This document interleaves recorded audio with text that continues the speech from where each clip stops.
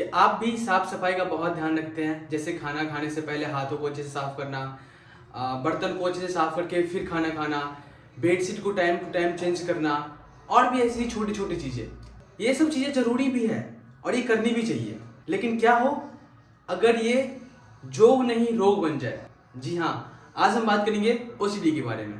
OCD का full form होता है ऑब्सेसिव कंपल्सिव डिसऑर्डर। ऑब्सेशन का मतलब होता है कि व्यक्ति के अंदर कोई विचार बार बार आते हैं और वो उस विचार उसके अंदर एंजाइटी क्रिएट करते हैं। उस विचार को कम करने के लिए व्यक्ति कुछ एक्शंस लेता है जिसको हम कंपल्सन कहते हैं। चलिए इसको हम एक एग्जांपल से अच्छे समझते हैं। मान लीजिए कोई व्यक्ति है जिसको ऐसा लगता है कि उसके हाथ गंदे हैं, भले ही उसने कुछ देर पहले अपना हाथ अच्छे से साफ किया हो, फिर भी उसके माइंड में ऐसा चलता रहता है बार बार कि मेरे हाथ में कीटाणु वगैरह हैं, गंदे हैं मेरे हाथ। और इस थाउट को कम करने के लिए, दूर करने के लिए वो अपने हाथ बार बार धोता है, नॉर्मल से ज्यादा। इसको हम कंपल्सन कहते हैं। आपको पता कैसे चलेगा कि कोई व्यक्ति को या आपको ओसीडी हो गया है? तो इसके हम लक्षण समझते हैं। लक्षण समझ लेंगे आप तो आपको पता चल जाएगा कि ओसीडी है या नहीं।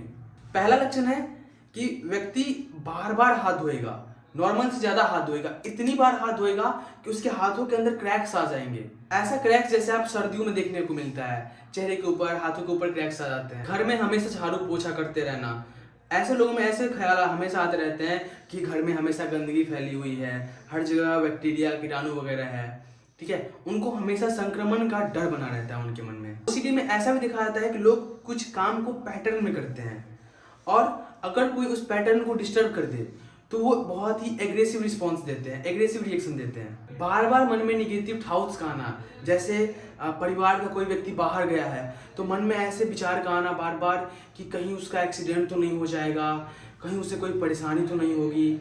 उनके अंदर इनकम्प्लीटनेस और सेल्फ डाउट वाले थाउट्स आते हैं, जैसे कहीं अगर बाहर गए हैं तो लाइट्स ऑफ की थी कि नहीं, गैस बंद किया था कि नहीं, घर में लॉक लगाया था कि नहीं। रोगी के मन में कभी कभी ऐसे विचार आते हैं जैसे कि किसी को थप्पड़ मार दूं, चाकू मार दूं, गाली दे दूं, ऐसे विचार आते हैं। और ये विचार कभी कभी भगवान के लिए भी आते हैं या अपने परिवार के लिए भी आते हैं। रोगी को पता होता है कि ये विचार गलत है, वो उसे लाना नहीं चाहता, बट प्रॉब्लम ये होती है ना कि वो उसे रोक भी नहीं सकता है। कुछ लोगों को सेक्सुअल थॉट्स का भी ओसीडी होता है, जैसे उनके मन में बार बार हमेशा ऐसा आता रहता है कि किसी पुरुष या किसी महिला को गलत तरीके से छू लेने या उनके साथ कुछ गलत हरकतें कर लेने के बारे में उनके माइंड में चलने लगता है, जिसके कारण उसको गिल्ट भी फील होता है। उसको पता होता है कि ये चीज़ें गलत है, नहीं करनी चाहिए, फिर भी वो कंटिन्यूसली थिंक करता है, वो उसके बस में नहीं होता है। सोमैटिक ऑब्सेशन में क्या होता है, इसमें व्यक्ति को ना ऐसे थाउट्स आते हैं, ऐसे विचार आते हैं जैसे कि वो अपने बॉडी मूवमेंट्स के ऊपर ध्यान दे,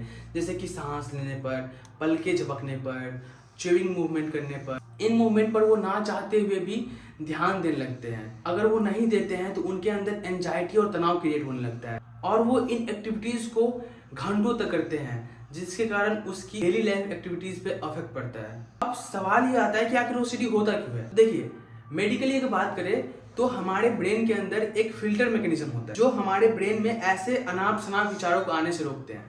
कुछ लोगों में क्या होता है कि ये फिल्टर मैकेनिज्म खराब हो जाता है। बेसिकली होता क्या है कि हमारे ब्रेन में एक केमिकल होता है जिसको न्यूरोट्रांसमीटर कहते हैं, सेरोटोनिन नाम का, जिसकी हमारे ब्रेन में कमी हो जाती है, उसी के कारण ये सारी चीजें होती है। क्या इसका कोई ट्रीटमेंट भी है इस ओसीडी का? भाई दिमाग में कुछ अनाप शनाप आ रहा है, ऐसा कोई ट्रीटमेंट भी हो सकता है? जी हाँ, इस बीमारी का ट्रीटमेंट है। सबसे पहले रोगी को ये समझना होगा, व्यक्ति को ये समझना होगा कि उनके जो अंदर ये विचार बार बार आ रहे हैं वो उसके विचार नहीं है, वो बीमारी की वजह से है और वो उसे कंट्रोल में नहीं है। तो इसका इलाज करवाना होगा, डॉक्टर के पास जाना होगा, अच्छे साइकाइट्रिस्ट को दिखा करके दवाई लेना पड़ेगा, ठीक है। वो दवाई क्या करते हैं, हमारे ब्रेन में सेरोटोनिन के लेवल को इंक्रीज कर देते हैं और ये दवाई 1 से 2 साल तक लेना पड़ सकता है। काउंसलिंग या साइकोथेरेपी, इसको मेडिकली टर्म में हम कहते हैं कॉग्निटिव बिहेवियरल थेरेपी, ये पेशेंट को दिया जाता है। इसमें पेशेंट को समझाया जाता है कि वो अपने विचारों के ऊपर ध्यान दे और अपने विचारों को कंट्रोल करे। एट लास्ट मैं आपको यही कहना चाहूँगा कि अगर आप में या किसी भी आपके आसपास कुछ लोगों में अगर ऐसे लक्षण देखे जाते हैं तो प्लीज़ इसको बिल्कुल इग्नोर ना करें, डॉक्टर को दिखाएं, क्योंकि इसका इलाज है। अगर इसका आप इलाज नहीं करवाइएगा तो ये चीज़ें और धीरे धीरे बढ़ने लगती है। Thanks for watching this video.